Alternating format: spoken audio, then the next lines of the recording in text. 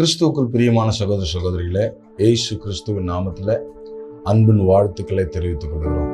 இந்த வருடத்தின் கடைசி நாட்களில், கடைசி மாதத்தில் மற்றொரு உங்கள் சந்திப்பதில் மிகுந்த மகிழ்ச்சி அடைகிறோம். கர்த்தர் நிச்சயமாக உங்கள் வாழ்க்கையில் பெரிய காரியங்களை செய்வாராக. இந்த நாட்களில் தேவனை சார்ந்து, கர்த்தரை சார்ந்து அவரோடு இருக்கும்போது கர்த்தர் பெரிய காரியங்களை செய்ய காத்திருக்கிறார். நிச்சயமாகவே ஆண்டவர் உங்கள் வாழ்க்கையில் ஒளிமயமான காலங்களை, கனிதரும் காலங்களை கர்த்தர் தருவதற்கு ஆவலாய் காத்திருக்கிறார். இந்த நாளில் கர்த்தர் உங்களை ஆசீர்வதிக்கும்படியாய் என் இருதயத்தில் வைத்த ஒரு வார்த்தை நான் உங்களோடு பேச இருக்கேன். விசேஷமாக இந்த நாட்களில் நம்ம எதிர்பார்த்திருக்கிற காரியம், குடும்பத்தில் ஒரு ஆசீர்வாதம் வராதா, குடும்பத்தில் ஒரு சந்தோஷம் வராதா, குடும்பத்தில் ஒரு சமாதானம் இருக்காதா என்று ஒவ்வொருவரும் நம்ம பிரயாசப்படுகிறது உண்டு. ஆனால் அநேக வேளை நம்முடைய பிரயாசங்கள் வீணாய் போகிறது மாத்திரமல்ல, அது எதற்காக பிரயாசப்படுகிறோமோ அந்த காரியங்கள் நடைபெறாமல் போகிறதை பார்க்கிறோம். கிறிஸ்துக்குள் பிரியமானவர்களே, பூமியில் இருக்க யாவருக்கும் நீங்கள் கேட்டீர்கள் என்றால் அந்த குடும்பத்தின் மேல ஒரு அக்கறை உண்டு, கரிசனை உண்டு. ஆனால் அவர்கள் உயர்த்துவதற்கான முயற்சிகள் தான் சில வேளை ஃபெயிலியர் ஆகும்போது அந்த குடும்பம் ஒரு மேன்மையான ஆசீர்வாதத்துக்குள்ள போக முடியாதபடிக்கு இருக்கிறதை நம்ம பார்த்து கொண்டிருக்கிற நீங்களும் நானும் ஒரு மாற்றத்தை அடைய வேண்டும் என்றால் ஆண்டவர் இன்றைக்கு நிச்சயமாய் அதை செய்ய ஆவலாய் காத்திருக்கிறார். கிறிஸ்துக்குள் பிரியமானவர்களே, குடும்பம் மிக மிக முக்கியமான ஒரு விஷயம். குடும்பம் சிதைந்து இருக்கும் என்றால், குடும்பத்தில் ஒரு பிரச்சனை இருக்கும் என்றால் நம்மளால ஒரு காரியத்தையும் சரியா செய்ய முடியாது. வேலையா இருக்கட்டும், ஊழியமா இருக்கட்டும், எந்த காரியமும் குடும்பத்தில் ஒரு பிரச்சனை இல்லை, போராட்டம், காலையில சண்டை, அது மாதிரி இருக்கிற அந்த நாளை பாருங்க, அந்த நாள் ஒரு பெரிய ஆசீர்வாத நாளா இருக்காது. கர்த்தர் இன்றைக்கு நம்ம குடும்பங்கள்ல அவைகளை சரி செய்வதற்கு விரும்பினதுனால கர்த்தர் இந்த வார்த்தையின் இருதயத்தில் வைத்தார். அதை உங்களுக்காக பிரசங்கிக்க விரும்புகிறேன். இன்றைக்கும் நம்ம கர்த்தர் நம்ம கொடுத்த வார்த்தை 2 நாளாகவும் 14ஆம் அதிகாரம் 6ஆம் வசனத்தை உங்களுக்காக நான் வாசிக்கிறேன். கர்த்தர் அவனுக்கு இளைப்பாறுதலை கட்டளையிட்டதினால் அந்த வருஷத்தில் அவனுக்கு விரோதமாய் யுத்தம் இல்லாதிருந்தது. தேசம் அமெரிக்கா இருந்தபடினால யூதாவில அரணான பட்டணங்களை கட்டினார். ஆசா ராஜாவை குறித்து, அவனுடைய வாழ்க்கை வரலாறை குறித்து பேசப்படுகிற அதிகாரங்கள். இதுல பாருங்க, தெளிவாய் ஆண்டவர் ஒரு வாக்குத்தத்தத்தை அவனுக்கு கொடுக்கிறார். வாக்குத்தத்தத்தை மாத்திரமல்ல, அவன் செய்த காரியத்துக்கான பலனை அவன் பெற்றுக் கொள்ளுகிறான். அது என்ன சொல்லப்படுகிறது? தேசம் அமெரிக்கையா இருந்தபடினால அரணான பட்டணங்கள் கட்டப்பட்டதாம். இது தேசத்துக்குரிய வார்த்தையா இருந்தாலும் கிறிஸ்துக்குள் பிரியமானவர்களே, இன்றைக்கு உங்களுக்கும் எனக்கும் இது குடும்பத்துல பலிக்கும்படியான ஒரு வார்த்தையாய் மாறும்படி நான் ஜெபிக்கிறேன். நிச்சயமாய் உங்கள் குடும்பங்கள் இன்றைக்கு கட்டப்படும். கிறிஸ்துக்குள் பிரியமானவர்களே, இன்றைக்கு இந்த நிகழ்ச்சியை பார்த்து கொண்டு உங்க வாழ்க்கையில, உங்கள் குடும்பத்துல தேவன் ஒரு மிகப்பெரிய வித்தியாசத்தை உண்டாக்க போகிறார். விசேஷமாய் அநேகருடைய சாட்சிகள், குடும்பத்தை குறித்து நீங்கள் சொல்லுகிற சாட்சிகள் மிகுந்த சந்தோஷமும் கர்த்தருக்கு மகிமை செலுத்தப்படுவதாக இருக்கிறது.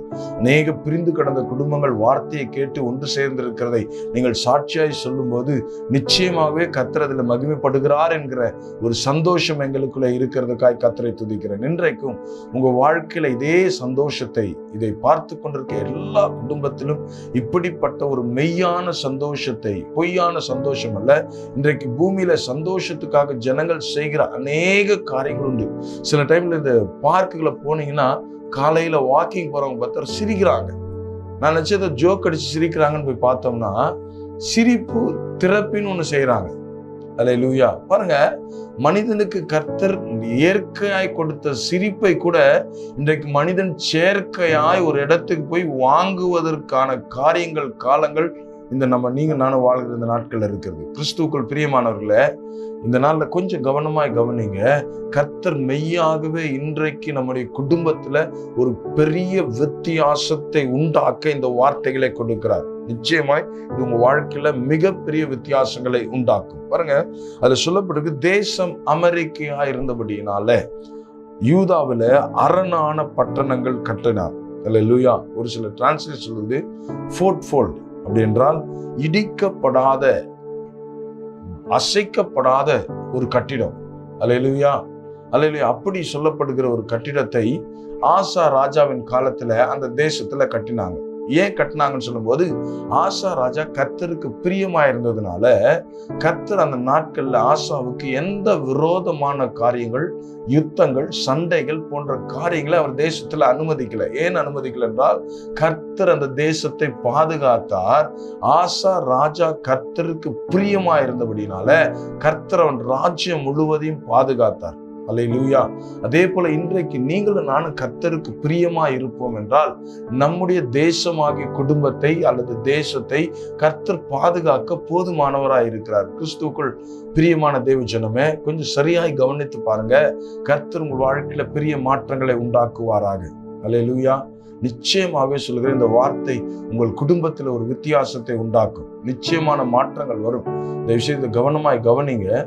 பாருங்க, ஆசா ராஜாவை கர்த்தர் நேசித்தார்.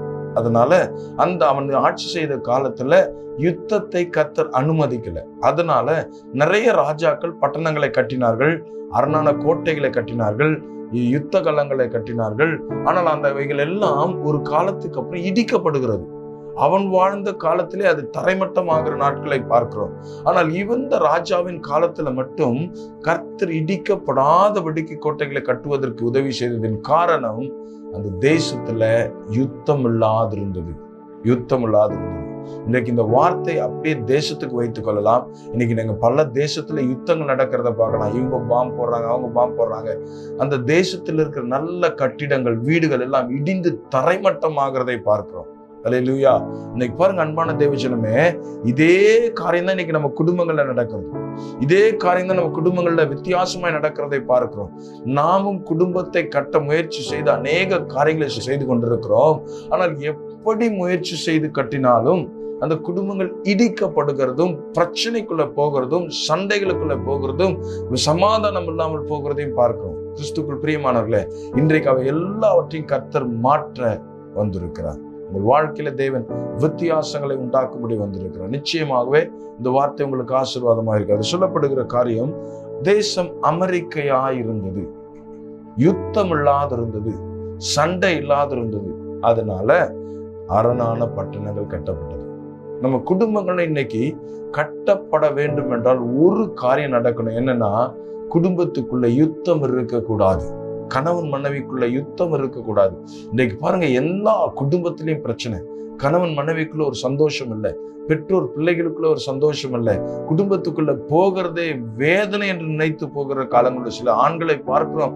காலையில வீட்டை விட்டு வெளியே வந்தா இரவு இருட்டி 10 மணி 11 மணி என்று போகிற நாட்கள். பிள்ளைகளை குறித்த கரிசனை, மனைவியை குறித்த கரிசனை இல்லாததின் காரணம் என்னென்றால், வீட்டுக்கு போனா அவங்களை கேட்டு பார்த்தா அவங்க சொன்னாங்க, வீட்டுக்கு போனா சண்டை பிரதர், எப்ப பார்த்தாலும் சண்டை, எப்ப பார்த்தாலும் பிரச்சனை, எப்ப பார்த்தாலும் போராட்டம், எதுக்கு போறோம், வீட்டுக்கு போறோம்னு இருக்குன்னு சில பேர் சொல்லுகிறதை நாங்கள் பார்க்கிறோம். கிறிஸ்துக்குள் பிரியமானவர்களே, அப்படி இருக்கும் என்றால் நம்ம குடும்பங்களே ஏதோ ஒரு காரணத்தினால யுத்தங்கள், சண்டைகள், வேதங்கள், பகைகள் இவைகள் இருக்கும் என்றால் சரியாய் குடும்பத்தை கட்ட முடியாது.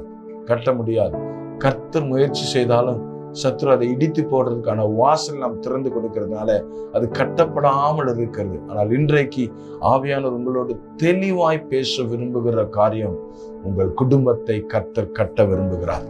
உங்கள் குடும்பத்தை தேவன் கட்டி எழுப்ப விரும்புகிறார். இந்த நாளிலிருந்து பிரிக்கப்பட்ட குடும்பங்கள், உடைக்கப்பட்ட குடும்பங்கள், கண்ணீரின் பாதையில கடந்து போய் கொண்டிருக்கிற குடும்பங்கள், பொருளாதார சீரழிவினாலே தத்தளித்து கொண்டிருக்கிற குடும்பங்கள், பிள்ளைகளை சரியாய் வளர்க்க முடியாமல், ஃபீஸ் கட்ட முடியாம, பிள்ளைகளுக்கு ஒரு நன்மை செய்ய முடியாம, பிள்ளைகள் கேட்கிற காரியங்களை ஆசீர்வாதமாய் செய்ய முடியாம போராடி கொண்டிருக்கிற பிரச்சனை, கண்ணீர், கஷ்டம், வேதனைக்குள்ள கடந்து போய் கொண்டிருக்க உங்கள் குடும்பத்தை கர்த்தர் இன்றைக்கு கட்டி எழுப்ப விரும்பி வந்திருக்கிறார். சமாதானத்தினாலும் சந்தோஷத்தினாலும் கட்டி எழுப்பி அது தேவ திட்டத்துக்கான குடும்பமாய், கர்த்தர் கொடுக்கிற ஆசீர்வாதங்களை தக்க வைத்துக் கொள்ளுகிற குடும்பமாய் உங்கள் குடும்பங்களை கர்த்தர் மாற்ற விரும்பினதுனால இந்த வார்த்தைகளை கொடுக்கிறார். இன்றைக்கு கர்த்தருடைய கிருபையினாலும் அதிகாரத்தினாலும், கர்த்தர் கொடுத்த அதிகாரத்தை சொல்கிறேன், உங்கள் குடும்பம் அரணான பட்டணமாய் கட்டப்படும். சத்ரு இடிக்கப்படாதபடிக்கு, அந்நிய அக்னி குடும்பத்துக்குள்ள பிரச்சனைகளை கொண்டு வராதபடிக்கு, அடுத்தவர்கள் நாளை குடும்பத்துல வருகிற பிரச்சனைகள் இனி வராதபடிக்கு தேவன் உங்கள் வாழ்க்கையில ஒரு அற்புதத்தை செய்து உங்கள் குடும்பத்தை கர்த்தர் இதுவரைக்கும் இல்லாமல் புதிய வாழ்க்கைக்குள்ள, புதிய ஆசீர்வாதத்துக்குள்ள, புதிய கிருபைக்குள்ள, தேவன் வைத்திருக்கிற திட்டத்துக்குள்ள நம்முடைய குடும்பங்களை கர்த்தர் கட்டி எழுப்ப போகிறார். அல்லேலூயா. கர்த்தர் நிச்சயமாய் அந்த காரியத்தை செய்வார். நான் விசுவாசிக்கிறேன், நீங்க விசுவாசிங்க. நிச்சயமா உங்கள் குடும்பம் இன்றைக்கு கட்டப்படும். அதுல சந்தேகமே இல்லை. பாருங்க, வீடு கட்டுறது முக்கியம் இல்லை, அதுல எதுல கட்டுறோம் பாருங்க. பாதி வீட்டுல இடிந்து விழுகிறது. கொஞ்ச நாள், பல வருஷங்களுக்கு முன்னாடி நீங்க பார்க்கலாம், 2 பெரிய அடுக்குமாடி கட்டிடங்கள் விழுந்து தரைமட்டமானது.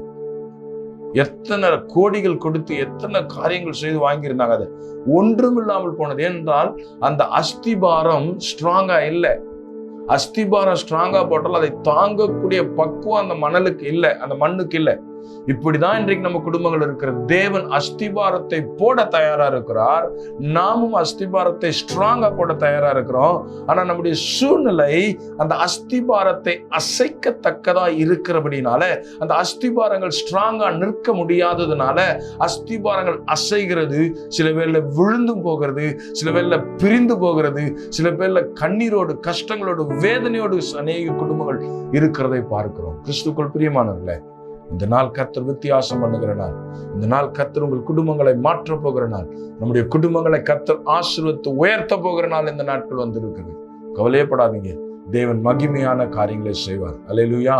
இன்றைக்கு சமாதானத்தினாலும் சந்தோஷத்தினாலும் யுத்தம் இல்லாத இருக்கிற கர்த்தர் தரப்போகிறார். அது நிமித்தமாய் நம்முடைய எல்லா குடும்பங்களையும் கர்த்தர் கட்டி எழுப்ப போகிறார். அல்லேலூயா. நிச்சயமா அது இன்றைக்கு நடக்கும், நிச்சயமா நடக்கும். ஒரு காரியத்தை நம்ம என்ன முயற்சி செய்தாலும் சாதிக்க முடியாது, அது ஆண்டவர் தான் கொடுக்க முடியும். அது என்ன காரியம் என்றால் இந்த வசனத்துல அருமையாய் சொல்லப்படுகிறது.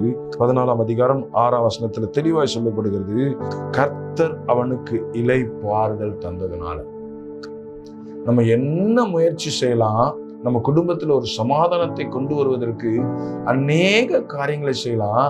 ஆனால் அந்த சமாதானத்தை யார் தர முடியும்னா, நம்முடைய சமாதான பிரபுவாகிய இயேசு கிறிஸ்துவினால மாத்திரம்தான் தர முடியும். அல்லேலூயா. நிச்சயமாய் சொல்லுகிறேன், நம்முடைய முயற்சிகள் இந்த காரியத்துல தோல்விரும். அதால்தான் அந்த அதிகாரத்தை வாசித்தீங்கன்னா, கர்த்தர் அவனுக்கு சமாதானத்தை தந்தபடினால, கர்த்தர் அவனுக்கு இளைப்பாறுதல் தந்தபடினால, கர்த்தர் அவனுக்கு யுத்தம் இல்லாது இருந்தபடினால, கர்த்தமில்லாது இருந்து செய்தபடினால, பாருங்க, தேவன் செய்ய ஆவலாய் காத்திருக்கிறார். கர்த்தர் செய்வதற்கு ஆவலாய் காத்திருக்கிறார். அதை பயன்படுத்தி கொள்வதற்கு நம்ம காரியங்கள் இருக்கணும். அதை கேட்ட மாதிரி, கண்மலையின் மேல் கட்டப்பட்ட வீடாய், மணல் மேல் போட்ட அஸ்திபாரம் அல்ல, கண்மலையின் மேல் போட்ட அஸ்திபாரமாய், அசைக்க முடியாத ஒரு அஸ்திபாரத்தை கர்த்தர் போட விரும்புகிறார். நீங்கள் விரும்பினால் இன்றைக்கு உங்கள் குடும்பம் கண்மலையின் மேல் கட்டப்பட்ட அஸ்திபாரத்தின் மேல கட்டி எழுப்பப்படும். இனி சேதம் வராது. கடல் கொந்தளிக்கலாம், காற்று மோதலாம், பயங்கரமான அலைகள் அதன் மேல் மோதலாம், அது விழாது, நிலைத்து நிற்கும். ஏனென்றால் கிறிஸ்துவாகிய கண்மலையின் மேல் கட்டப்பட்ட, போடப்பட்ட அஸ்திபாரத்தில் கட்டப்பட்ட வீடு. உங்க குடும்பம், என் குடும்பம் அப்படி கட்டப்பட்டது. அப்படி கட்டதான் கர்த்தர் விரும்புகிறார், அப்படி கட்டதான் விரும்புகிறார். அதனால கர்த்தர் இதை நமக்கு தருவதற்கு ஆவலாய் காத்திருக்கிறார். கிறிஸ்துக்குள் பிரியமானவர்களே, இன்றைக்கு கர்த்தர் அந்த அற்புதமான வாழ்க்கையை, அந்த அற்புதமான குடும்பத்தை, தேவன் விரும்பி படைத்த குடும்பத்தை சமாதானத்தோடு, சந்தோஷத்தோடு இன்றைக்கு நம்முடைய குடும்பங்களை கர்த்தர் மாற்ற போகிறார். நீங்க விசுவாசித்தால் இன்றைக்கு தேவனுடைய மகிமையை காண்பார். ஒருவேளை உங்கள் குடும்பம் பிரிந்து கிடக்கலாம், பிரச்சனைக்குள்ள இருக்கலாம், போராட்டத்துக்குள்ள இருக்கலாம், பயங்கரமான புயல் காற்று அடிக்கிறது போல இருக்கலாம். இன்றைக்கு காற்றையும் கடலையும் அதட்டுகிற கர்த்தர் நம் முன்னே இருக்கிறார். அவர் ஜெயத்தை தரப்போகிறார். அல்லேலூயா, அல்லேலூயா. 7 காரியங்கள் நம்முடைய குடும்பத்துல நடக்கணும். அப்படி நடந்தா நிச்சயமாய் கர்த்தர் நம்முடைய குடும்பங்களை கட்டி எழுப்ப போகிறார். அதை உங்களுக்காக நான் பிரசங்கிக்க விரும்புகிறேன். சரியாய் கவனிங்க. நிகழ்ச்சியை பார்த்து கொண்டிருக்க தேவஜனமே, விசுவாசத்தோடு, நம்பிக்கையோடு நீங்க இந்த வார்த்தையை கேளுங்க. நிச்சயமாய் இந்த நாட்களில் உங்கள் குடும்பம் மாறும், குடும்பம் ஆசீர்வதிக்கப்படும். கர்த்தர் பெரிய காரியங்களை செய்ய போகிறார். அல்லேலூயா, அல்லேலூயா. முதலாவது காரியம் தேவன் நமக்கு கொடுக்கிற காரியம். அல்லேலூயா. அந்த வீடு ஃபர்ஸ்ட் காரியம், நம்ம வீடு அமெரிக்கையாய் ஸ்ட்ராங்கா கட்டப்படணும்னா சமாதானமா இருக்கணும்னா 7 காரியங்கள் நடக்கணும். அதுல முதலாவது, அந்த வீடு தேவன் கொடுக்கிற ஆசீர்வாதத்துக்கு பாத்திரமா இருக்கும். மத்தேயு 10ஆம் அதிகாரம் 12, 13 வசனங்கள்ல வாசித்தீங்கன்னா அவருடைய சீஷர்களுக்கு சொல்றார், நீங்கள் போய் ஊர்களுக்குள்ளே போங்க, எந்த வீட்டுக்கு போனாலும் சமாதானத்தை சொல்லுங்கன்றார். இன்னைக்கு நம்மளுக்கும் நிறைய வாக்கு தத்தங்கள் வருது, சபைகள்ல வருது, தொலைக்காட்சி மூலமா வருகிறது, கர்த்தருடைய கூட்டங்கள்ல நிறைய கூட்டங்கள்ல வாக்குத்தத்தம் கொடுக்குறாங்க.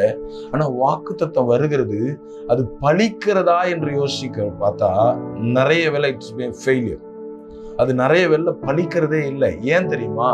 இதுல அடுத்த பகுதி சொல்லுகிறது, அதற்கு அந்த வீடு பாத்திரமா இருக்கும் என்றால் அதுல சமாதானம் நிற்கும், இல்லைன்னா சொன்ன உங்களிடத்துல திரும்பி வந்துடும் சொல்றார். அல்லேலூயா. கிறிஸ்துக்குள் பிரியமானவர்களே, இன்றைக்கு இந்த நிகழ்ச்சியை பார்த்து கொண்டிருக்க உங்க வாழ்க்கையில கர்த்தர் வாக்கு தத்தங்களை கொடுப்பதற்கு ஆவலாய் காத்திருக்கிறார். அந்த வாக்கு தத்தங்கள் நம்முடைய வாழ்க்கையில நிலைக்கணும்னா அந்த வீடு முதலாவது பாத்திரமா இருக்கணும். என்ன பாத்திரம்?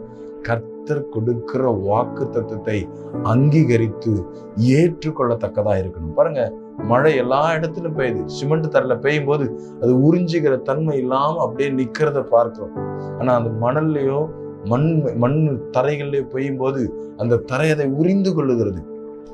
அது பாத்திரமா இருக்கிறதுனால அந்த தண்ணீர் அந்த மண்ணுக்குள்ள இறங்குகிறது. கிறிஸ்துக்குள் பிரியமானவர்களே, சில வேளை நம்முடைய கடினமான இருதயங்கள், நம்முடைய கடினமான செயல்கள் வீட்டை பாத்திரம் இல்லாமல் மாற்றுகிறபடினால அந்த ஆசீர்வாதம் நமக்குள்ளே வராமல் போகிறதை பார்க்கணும். இதனால எல்லாவற்றையும் மாற்றி கர்த்தர் ஒரு பெரிய ஆசீர்வாதத்தை நம்ம கட்டளையிட போகிறார். இரண்டாவது காரியம், கர்த்தரின் பார்வைக்கு நன்மை செய்ய வேண்டும். அல்லேலூயா, அல்லேலூயா. பாருங்க, லூக்கா சுவிசேஷ புஸ்தகத்துல 1ஆம் அதிகாரம் 6-7 வாசித்தீங்கன்னா அதுல சொல்லப்பட்டிருக்கு, சகரியாவும் எலிசபெத்தை குறித்து ஒரு குடும்பத்தை குறித்து சொல்லப்படுகிறது. ஒரு ஆசாரியன், வயதான குடும்பம். அந்த குடும்பத்தை குறித்து சாட்சி சொல்லும் போது அவர்கள் தேவனிட்ட கற்பனைகளிலும் நியமங்களிலும் சரியாயிருந்தார்கள் என்று சொல்லப்படுகிறது. அல்லேலூயா. அந்த குடும்பம் கர்த்தரிட்ட கட்டளைகளின் நியமங்களும் சரியா கடைபிடிச்சாங்களாம். கர்த்தருக்கு விரோதமா ஒரு காரியத்தையும் செய்யல, கர்த்தர் விரும்பாத ஒரு காரியத்தையும் செய்யல. அல்லேலூயா. அதுல தெளிவாய் சொல்லுகிறது, அவர்கள் கர்த்தருடைய பார்வைக்கு நன்மை உள்ளவர்களா இருந்தார்கள். அது அடுத்த வசனம் வாசித்தீங்கன்னா சொல்லுது, எலிசபெத் மலடியாயிருந்தாள். நீங்க பாருங்க, எல்லாம் நமக்கு கிடைச்சா கர்த்தரை பின்பற்றுவோம். எல்லா ஆசீர்வாதங்களும் தடையில்லாம நமக்குள்ள வரும்னா அதை நம்ம பின்பற்ற தயாரா இருப்போம். ஆண்டவருக்கு போவோம், சபைக்கு போவோம், ஆண்டவரை தேடுவோம், காணிக்கை கொடுப்போம், எல்லாம் கிடைக்கும்.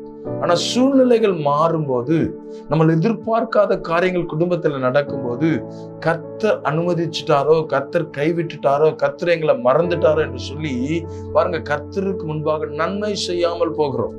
ஆனா இந்த குடும்பத்தை பாருங்க, ஒரு மிகப்பெரிய குறைவு, இருக்கிற குறைவில மிகப்பெரிய குறைவு மலட்டுத்தன்மை. குழந்தை இல்லை.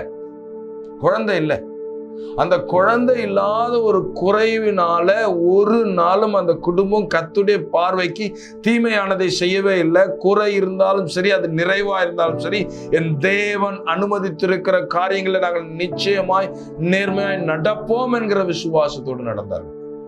இன்னைக்கு நம்ம குடும்பம் அப்படி இருக்கணுங்க, அப்படி இருக்கணும். அல்லேலூயா.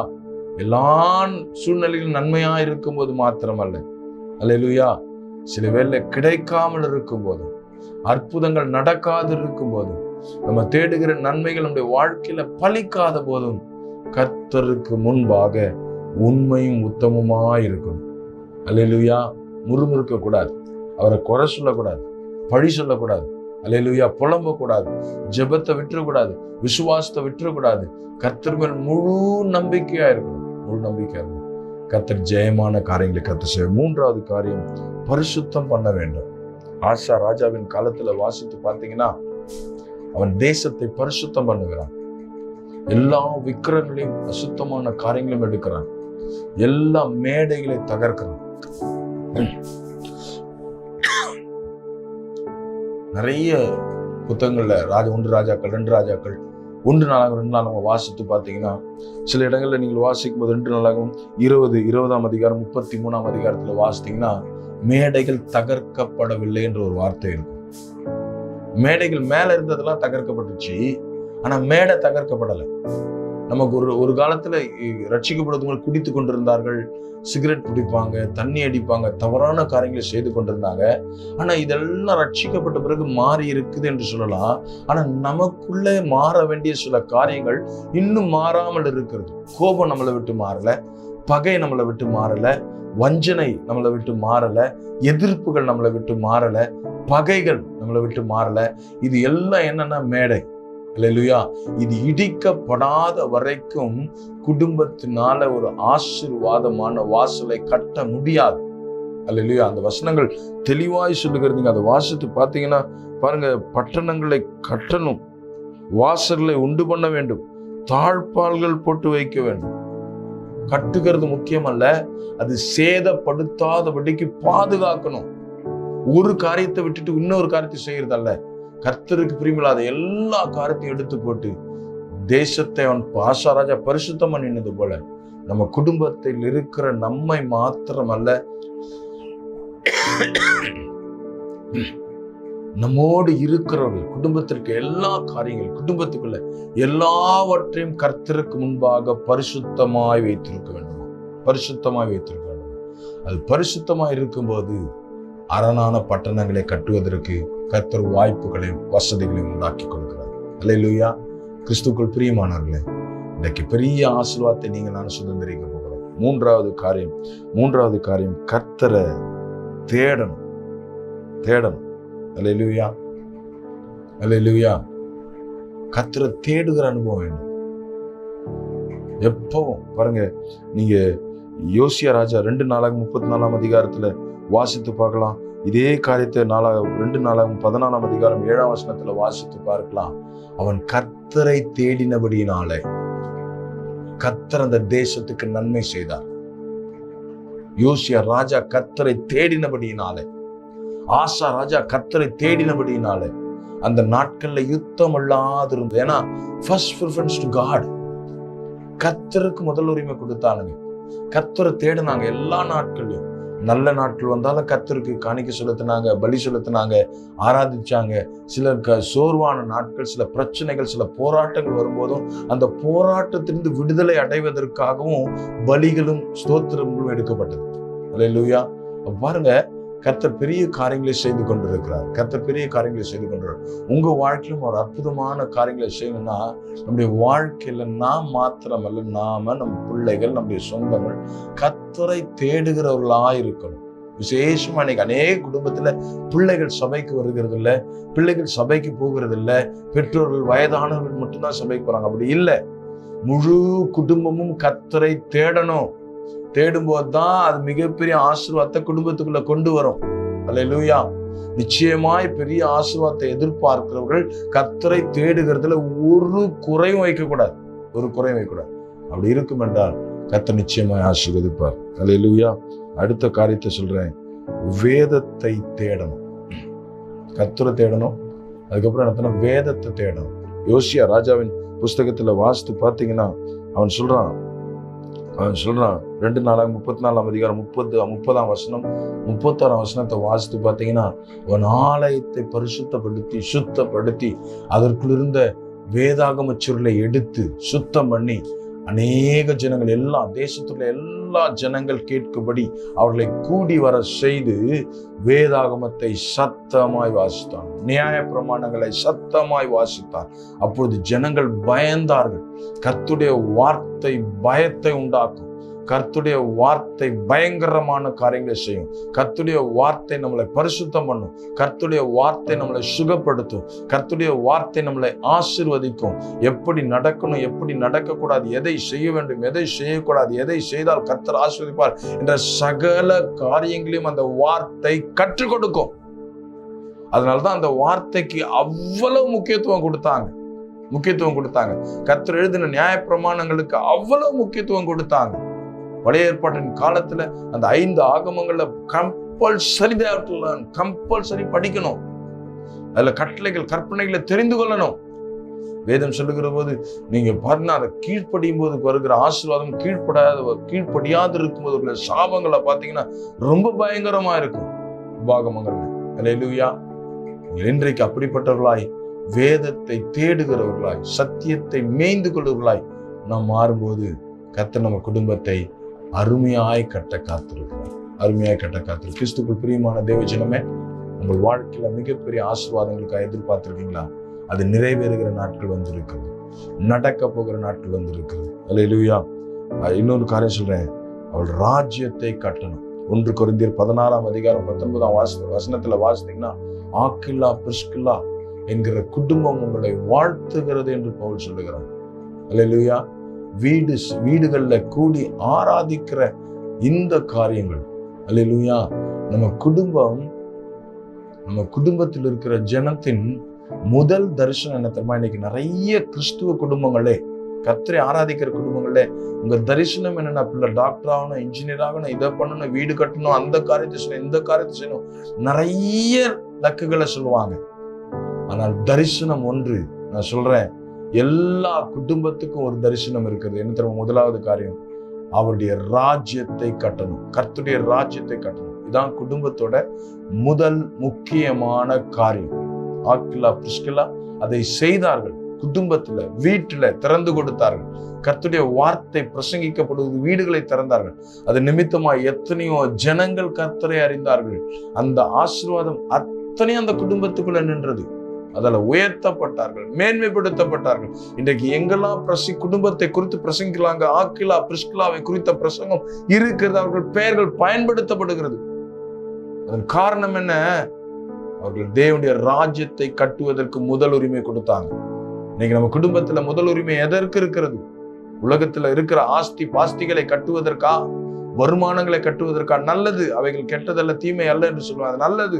ஆனால் அதற்கு முன்பாக தேவனுடைய ராஜ்யத்தை கட்டுகிற ஒரு தரிசனம் இருக்க வேண்டும். தரிசனம் இருக்க வேண்டும்.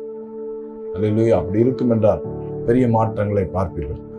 கடைசியா ஒரு காரியம் சொல்றேன், பெற்ற ஆசீர்வாதங்களையும் வாக்குத்தத்தங்களையும் காத்து கொள்ளணும். எதுவரைக்கும்? முடிவரைக்கும். ஒரு முறை ஒப்பு கொடுத்த வாழ்க்கை ஒன்று என் மரணம் சந்திக்கணும், அல்லது இயேசு கிறிஸ்துவின் வருகை வரைக்கும் விடக்கூடாது. அல்லேலூயா. அல்லேலூயா.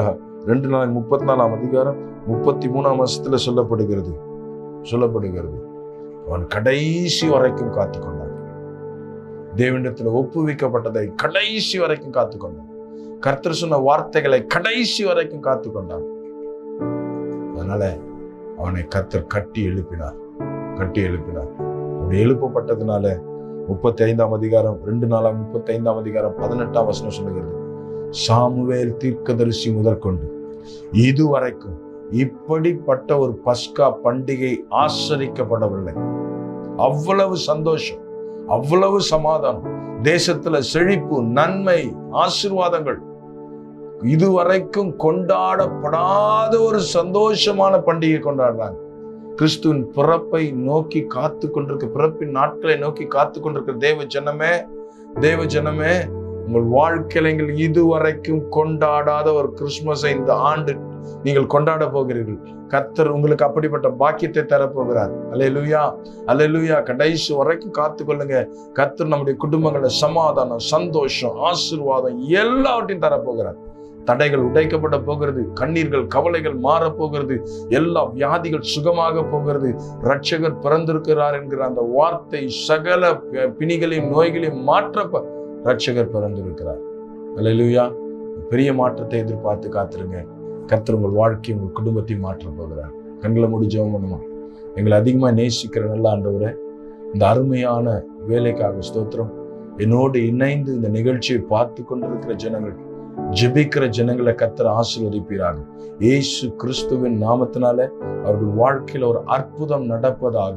குடும்பங்களுக்குள்ள தகப்பன எல்லா பிரிவினைகள், யுத்தங்கள், தகப்பன எல்லாம் மாறுபடி கரத்துல ஒப்பு கொடுக்கிறேன். பகைகள், விரோதங்கள், தகப்பன குடும்பத்துக்குள்ள சமாதானம் இல்லாத காரியங்கள், உடைக்கப்பட்ட குடும்பங்கள், பிரிக்கப்பட்ட குடும்பங்கள், பொருளாதாரத்துல சிதைந்து கிடக்கிற குடும்பங்கள், வியாதி நிமித்தமாய் கண்ணீரோடு போய்கொண்டிருக்கிற குடும்பங்கள், ஆண்டவரே, திருமணம் திருமணமாகாத கண்ணீர்ல நிற்கிற குடும்பங்கள், குழந்தை இல்லாமல் கண்ணீர்ல நிற்கிற குடும்பங்கள், எல்லா குடும்பங்களையும் கர்த்தர் கட்டுவீராக இயேசுவின் நாமத்துல.